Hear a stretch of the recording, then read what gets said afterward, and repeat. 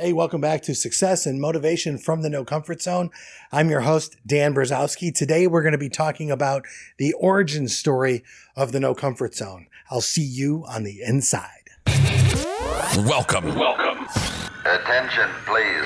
Welcome aboard. Welcome to the No Comfort Zone podcast. It's time to get out of your comfort zone and live on purpose. Broadcasting to the world from Rockford, Illinois. This is your wake-up call. Warning. You are the solutions to all your problems. Stop thinking average. Become the hero version of yourself. Every day, every time, without fail, no exceptions. It all matters. You've entered the No Comfort Zone. It's time for a reality check. Back at it again, and with all the craziness that's going around right now, I thought it would be a good opportunity to reevaluate and actually go over the No Comfort Zone, the origin of why this is. Now, it's I wouldn't say my purpose to help as many people as I can, quite frankly, deal with adversity. And the reason I'm talking about this is because I've hit some ultra low points in my life. And during that time period, I didn't know what to do.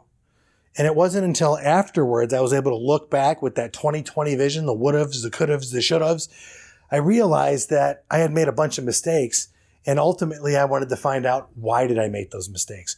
Why did I choose what I chose? Why did I act on those decisions, which only led me into more peril? And that's really what the No Comfort Zone is to me, is studying my adversity.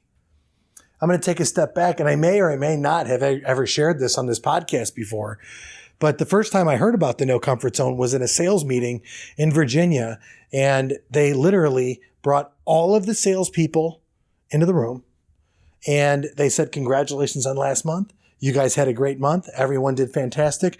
Round of applause. Top producers. They went and they named everybody according to order, then the number one salesperson. And then afterwards they said, and Dan, welcome, brand new guy, 2 weeks on the job, first sales meeting. What we're going to do today is we're going to cut your pay." And everyone kind of like, what? Like, this is a joke, right?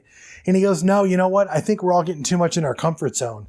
I think we're at that point where we're too comfortable to get the results that we're looking for." I was shocked. Listen, my background was from the Marines. I know what shock and awe is. I went through a Marine Corps boot camp, 16-week period, and I chose to do it. And I actually thought it was fun. I love the structure. I love the camaraderie. I love the challenges. And I love doing it with a bunch of other people with one common goal, to make it through boot camp and become a Marine. I understood that. But now in the professional world, I'm like, oh my gosh, did this just happen? Like, what did I get myself into? This is the ultimate, mind screw you could possibly imagine. So the No Comfort Zone was really born at that moment. And I always remembered that because it, quite frankly, mentally shocked me. Here, you guys are too comfortable, so I'm going to adjust your livelihood, adjust your pay. And a lot of people were upset. Some people quit. I remember it was an issue for a long time and a ton of resentment. Just like in life, my whole life, I ended up going through this period where I lived on successes of my past. Meaning, because I was successful in this area 5 years ago, that meant I was a success today. That's a tricky place to be, because without sincere results, you're not really successful. You're just kind of cruising along past old successes.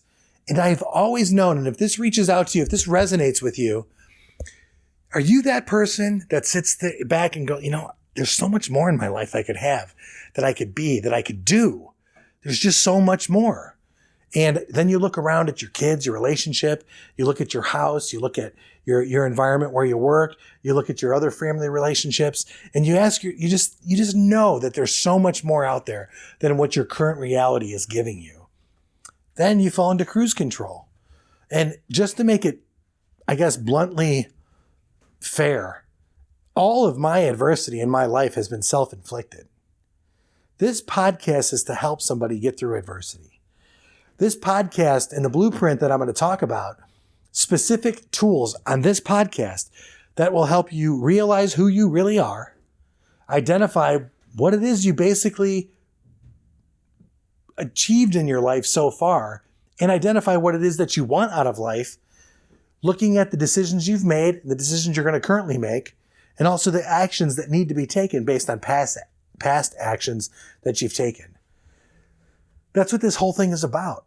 So if you're listening to this podcast and you're like, well, I'm not that pathetic, I don't have that many problems, that's okay. There's three people in the world. The three people in the world are really this. You're either getting ready to go into adversity, you're in the middle of adversity, or you just got out of adversity. And I would say I'm the person that just got out of adversity. I have lessons that I've learned. But here's where the real lesson comes in. Years later, after that no comfort zone meeting that we had, I was with my employer, and my employer said this: here's a promotion, here's another position, a new position, here's a nice position within this organization. And I gladly took it with honor, and I was so happy. And I went, because I'm knowledgeable about my industry, I went home and I tried to figure out what my pay plan would be. I started with expectations. That's a dangerous place to be. Maybe you've done it yourself before, had expectations how things would go. Current to today, recently just had a meeting, and I let everybody know there's standards, there's expectations, and there's intentions. And I'm asking everybody that I work with to tell me the difference between them. It's scary. If you have expectations, you can be let down. If you have intentions, they can never happen. The road to hell is paved with good intentions. But if you have standards in place, you can't be let down. As long as you meet that standard or working towards it, that's success in my book. Working towards a worthy ideal or that standard. So here we are, working for this new position and have an expectation about what my pay is supposed to be, and only to find out that they cut my pay directly in half. Now, granted, this is a promotion, a massive promotion, and another position, so it's technically two jobs. Now I'm thinking to myself, okay, this is really messed up. Now, I'm not afraid of hard work at all. I find happiness in hard work, and I think most people do. I think most people are afraid of hard work, and that's where the comfort zone comes into place. But I think when you go through that comfort zone, or just at least address it, I think happiness begins there. And that's what I'm all about. And that's the people that listen to this podcast, I think, are all about. Now, what do you do when they do that to you? Well, I did what any normal human being. I got pissed off. I started to have resentment, just like those people I did years ago when I was in that sales meeting and they got their pay cut. I was upset. Unfair. This isn't right. And then I came home to have the conversation with my wife. And, we were married only, I think, 5 years or so.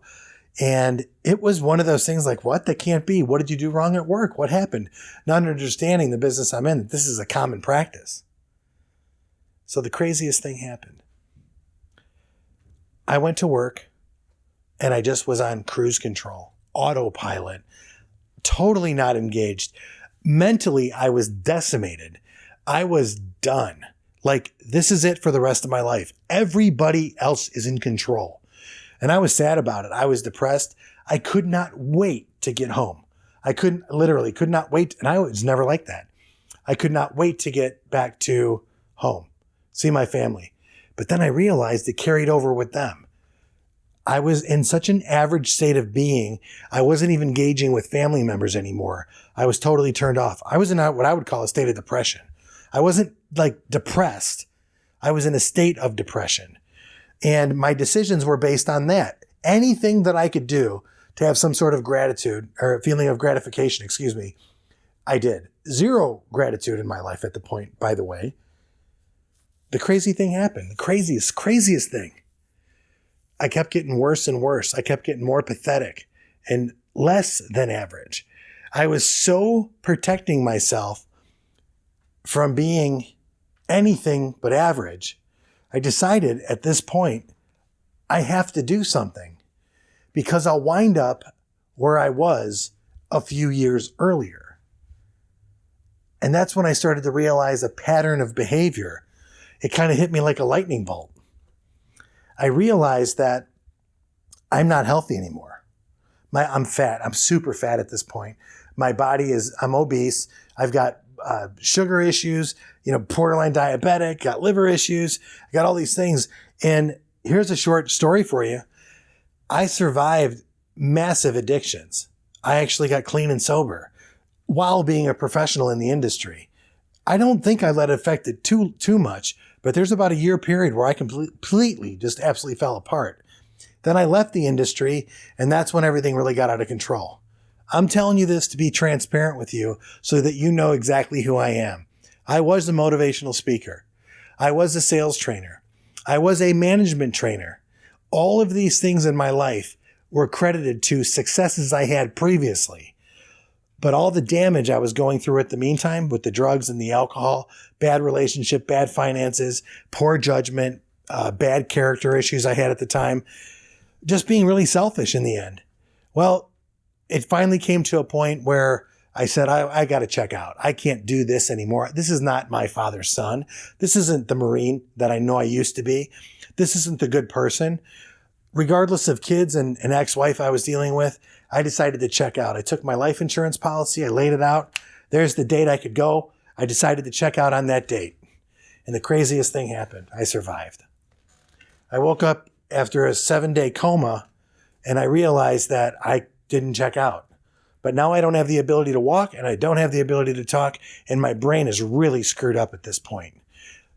Timelines made no sense. A lot of people were worried about that I would have permanent brain damage. So here I am dealing with all this, realizing that I can't walk and I can't talk, and now I'm out of money completely. My mom ends up sending me to the VA, and the VA is what put me back together. Phenomenal organization. The mental health at the VA facility at Great Lakes Naval Base here in Illinois was absolutely fantastic. I had a whole team of medical people to help me get back on the straight and narrow, get on the right track, get off all medication, get off everything that was, I guess, holding me back, and help me to become the best version of myself at that time. So in doing so, I survived that. I survived the bankruptcies. I survived the divorce, the coma, the speech, the walking, homelessness, all that stuff I survived. And that was nothing compared to what I was facing now. A lifetime of looking at average. I decided to go to the doctor because my chest is kind of hurting me. Doctor tells me that, man, you're in bad shape. You need to start working out like right now. What do you mean? Like, I'm going to go get a gym membership? He's like, no, I mean like right now. I don't understand what you mean, like right now. So I said, okay, let's go buy a treadmill. And that's what people do in the comfort zone. They find a perfect opportunity to go do something perfect that'll help their ailment. Literally, I went to a shop to go buy a treadmill. And I'm looking around. I got bad finances. Things aren't working out the way I thought they would with the job. I'm already overweight at this point, substantially. I'm not feeling good. And my wife now is with me at the doctor and says, basically, your husband is less than average.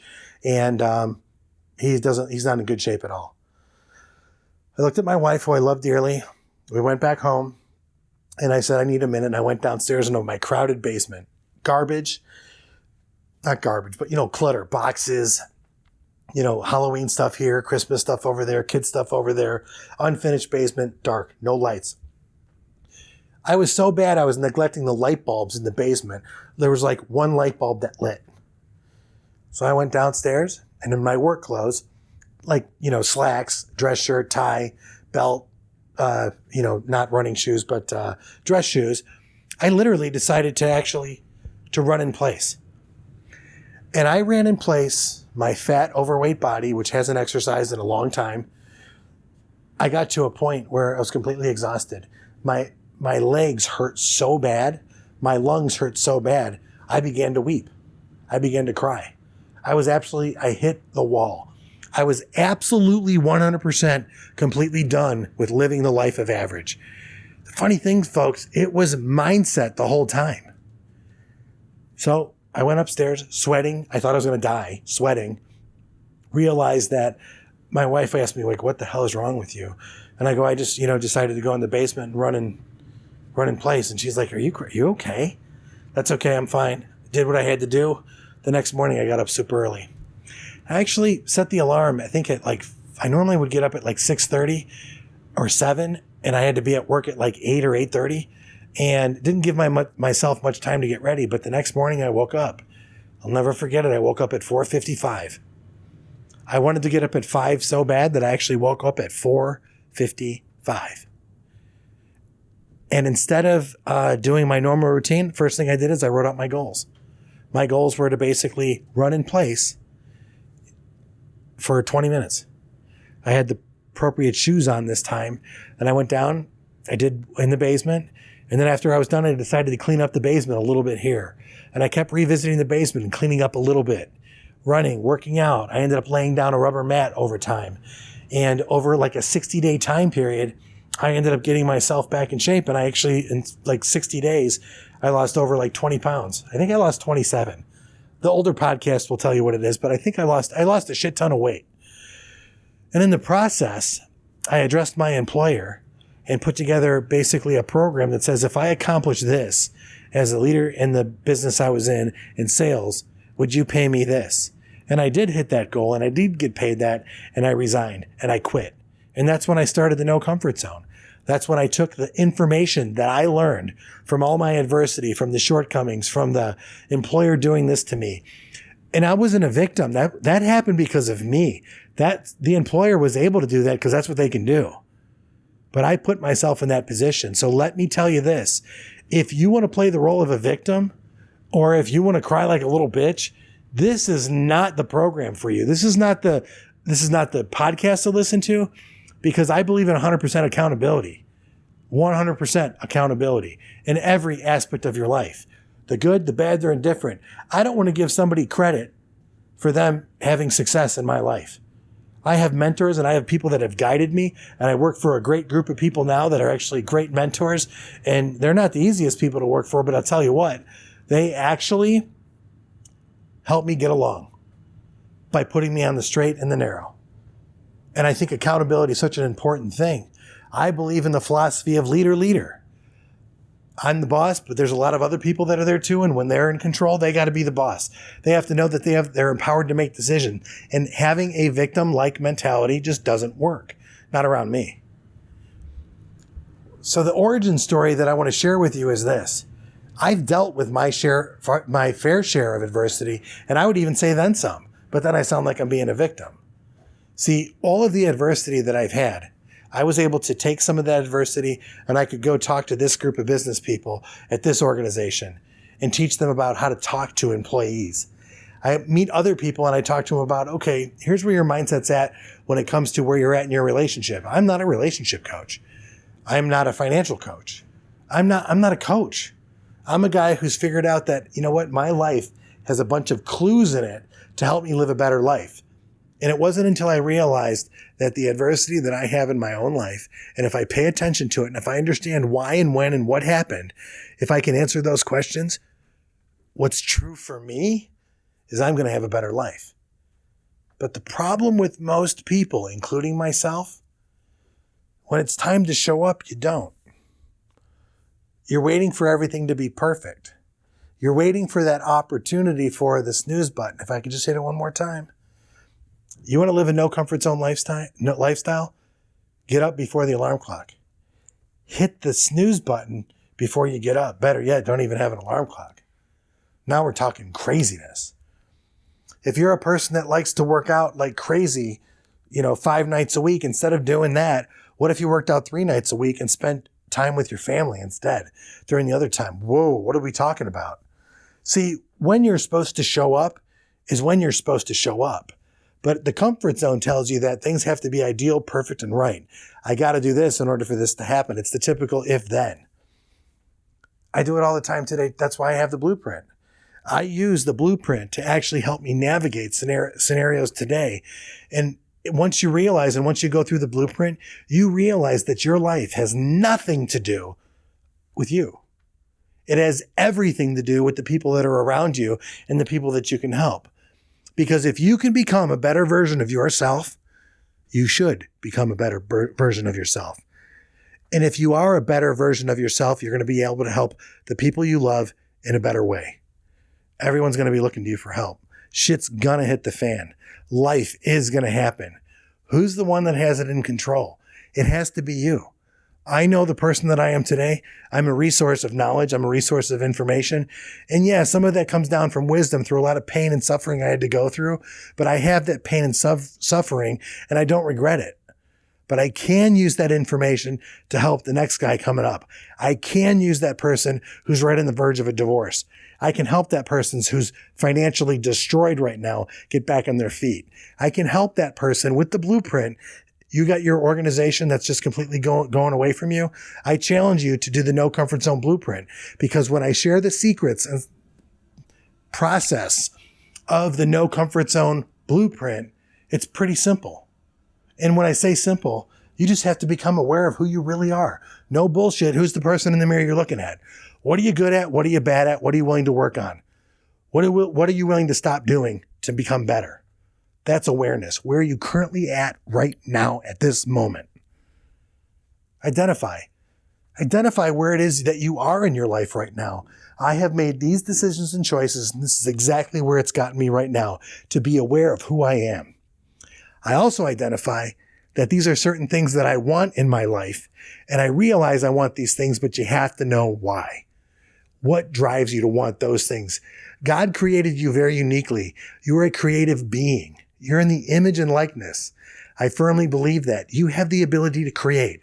Why do you obsess about certain levels of success, and why do you think about those things? It is your time now to get out of your comfort zone and go after those things by the next part of the blueprint, deciding, making that decision, cutting off any or all other opportunities that you have, and just moving forward in that space to go after what it is that you're obsessed about with passion. The last part is pretty simple of the mindset. You got to take massive action.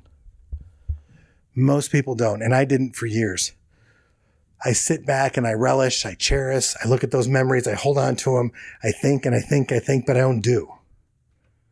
Life's urgent. You got to take action right away. Realistically speaking, you have to take action right now, whatever it is. Go in the basement in your work clothes and go run in place if you have to lose some weight or get healthier. What are you willing to give? What energy are you willing to give? Take action in order to get what it is you really want. Napoleon Hill's Think and Grow Rich, it's written all through that book. Whatever you're going to think about most and work towards is what's going to happen in your life. Thoughts become things. It's that simple. But you're going to have to do something in order for that to happen. You can't just sit and manifest it and let it show up on your doorstep. You have to take actual action. The universe has a rate of exchange. Action is what it is. Action with passion. Now we're cooking with gas. Now we're going the right direction. But now you got to ask yourself this question. Now you got your mindset and you got your being all straightened out. Where do you go with this information? You take this information to the results. What results are you actually trying to achieve? How does success look to you? When you put it all on the line and you go forward, you take massive action because you've made a decision, you've identified, and you became fully aware. Where does that put you when it comes to your results? And then you got to ask yourself another question. It's all synergistic here, folks. What are the reasons you want those results? The why behind the reasons you want those results. 2 quick stories. I was told I was too stupid to join the Marines. 1990, Marine of the Year, Quantico Marine Base, Headquarters and Service Battalion. That's what I'm talking about. It was a big deal to me. It's not a big deal to a lot of people, but it was a huge deal to me because nobody was in that recruiting room when I was told I was too stupid to become a Marine by the recruiter. Honest to God story. The next one is when I went to go become a car salesman, I was told by a room full of car sales managers that I was too stupid to sell cars because I read a book when they asked me, how do you think you can sell cars? Because I read a book about the Guinness Book of World Record holder for selling cars. And I think I can do what he did. They laughed me out of the room until one guy brought me back and said to me, what book was it? And I said, it's How to Sell Yourself by Joe Girard. What'd you learn out of that book? That the phone is a good thing. And if you talk to enough people, you can pretty much do whatever you want in this industry with your life. It's fascinating. He pulled me back in the room and I got the job. The same place where the No Comfort Zone was really born. Telling you, if you know your reasons and if you know what results you're looking for, you're going to have to apply massive action. And I'm talking about action like you've never done before. If you think 20 minutes on the treadmill is long enough, quadruple that. If you think saving money like $10 here and $10 there, you need to go broke saving money. That's the no comfort zone. When you don't think you got anything left, save some more. Get crazy with yourself. Do things with intention. The best part of this is I just added this WIN, W-I-N. What's important now? What is important right now for you to go after your goals in your life the way that you want them to and the way that you know you should be? What it is that you want to accomplish, that result you're looking for, the reasons why, and that action you need to take, but what's important right now? Live it, do it, learn it, love it. I say this in the intro to the podcast. Every day, every time, without fail, no exceptions. We're only in the second part of the blueprint. Hold on to your lug nuts. It's time for an overhaul. Here's part 3. If you're failing in a certain area in your life and you want to become better in that area, it comes down to 4 things. I tried to make this simple for myself that I could draw on a whiteboard. So when I was working out, listening to YouTube videos about staying motivated and listening to these great speakers, the Les Browns, the Tony Robbins, the Zig Ziglars, all these people that I was listening to, E.T., there's just so many people that I would listen to in the morning. My wife would ask me the question, who is yelling at you downstairs? And that was basically me listening to YouTube videos while I was working out, trying to get my mindset right so that I can go achieve my goals. And in 60 days, those goals were all achieved. 60 days. I couldn't believe it. But then I realized in my life that there's been people helping me all along the way. The naysayers and the haters, that fueled me. But then now I'm surrounded by love and support. My family says you can go do whatever you want to do, be whatever you want to be. Go for it. So I did. I realized I needed knowledge on leadership. So I went out and got knowledge about leadership. I started to understand that if you align with people and you find out what they want, you can help them better and coach them along the way. That worked great in a sales organization as a manager. Attitude. What type of attitude do I have? What type of selling attitude do I have? What type of leadership attitude do I have? Not just an attitude where I'm just, jumping around all happy, blowing rainbows. It's nothing about that. It's about having the right attitude for the appropriate subject. Do you have to have an intense attitude when you're dealing in negotiations? Do you have to have an empathy when you're dealing with an employee attitude? Absolutely. And what skills did I really need to reevaluate and build? Believe it or not, a skill that I needed to work on was running because I didn't have good form. And when you run in place for 60 days on a concrete floor in your basement, that's going to hurt your knees and your ankles. I need to learn the skill of running, and I'm still learning that skill now. Just a few things, randomly throwing it out there. Habits. Being an addict, I have a lot of bad habits. I immediately go to safe zone. I go for instant gratification. I know the reason why I'm saying a lot of this about me, my, and I, it's because you, the listener, experience the same thing. And that's why you're listening to me right now. At one point, I had, 27,000 subscribers. I stopped doing the podcast for a while because I got comfortable. I stopped doing the podcast. I get some phone calls from people. You okay? What's going on? It happens every time I slow down. My personal life picks up. My business life picks up. The podcast goes down. I should be able to do them both. Craziness. What habits do I need to work more on? What do I need to give up? What do I need to do more of? It's all about habits. Habits. When you do knowledge, attitude, skills, and habits, and you apply that to who you are, your mental awareness of who you are, you've identified, you decide to take action, your results, your reasons, the massive action you're going to take, and what's important right now, tying that up with knowledge, attitude, skills, and habits, you're in a place where most people don't even dare to go to. But the way to excel past all of that, and it scares most people, and most people don't understand it, and you're going to get made fun of, you're going to get rejected, you're going to be alone, and I call it the 4 E's. And to me, it's the secret to success. And if you can embody this, if you can take this and make it your own and apply it in different areas within your life, watch what happens. Even hit me up, dan@thenocomfortzone.com. I'm going to share with you some crazy stories about the No Comfort Zone. But when you apply the 4 E's to your life, I was at an organizational talk, a bunch of business leaders in the community that I serve, that I work in. And these are some heavy hitters. And as we were talking, as we were going through the no comfort zone model, and I was getting them learning about their business and who they are, 30 different business owners, leaders, and learning about their business and their individuals. And I started to apply what I do and who I am as a person. I was asked the question, what's the number one thing? What's the number one thing that I think that I have the advantage over, competitive advantage over everybody? And this is relationship parenting. This is every part of it. I recently had an old friend visit me. And this old friend was there when I was just starting out in sales training. And this person has gone on to be very successful in the industry, very, very successful. And as we were talking, going over old stories, and he came in actually, I think, to apologize. I owed him an apology and he owed me one. And I think we exchanged apology and we buried the hatchet. In all these years, I felt like the weight of the world was lifted off my shoulders. I'm so grateful that that person came into my life. Because when he texted me after he left, what he told me was very specific. After speaking with you, I am so motivated, I could run through a brick wall right now. When people ask me what's the one thing that people hire me for or why I get brought into organizations, it's simple to me. If somebody took your life away and gave it back to you, how would you feel about life? You'd have an immense level of appreciation and gratitude for every minute and moment. And that transcends into this. And it's part of the blueprint. Energy, excitement, enthusiasm, and engagement. An absolutely high commitment, high energy level. High level of enthusiasm.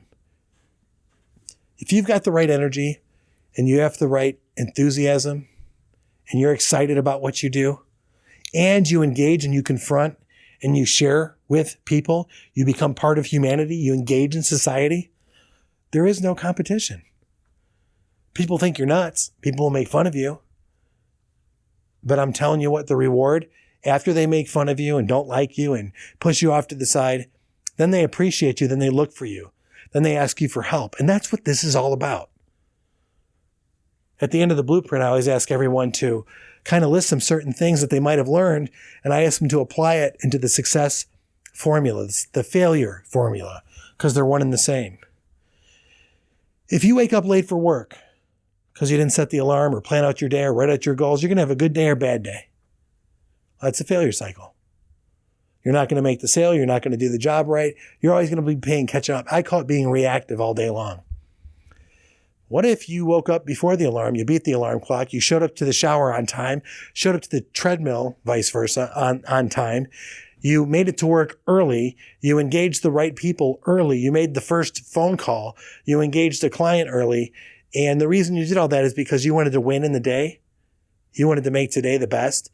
You visualized how the ideal day would go, and you took each appropriate step throughout the day to make sure that every part of your day was ideal.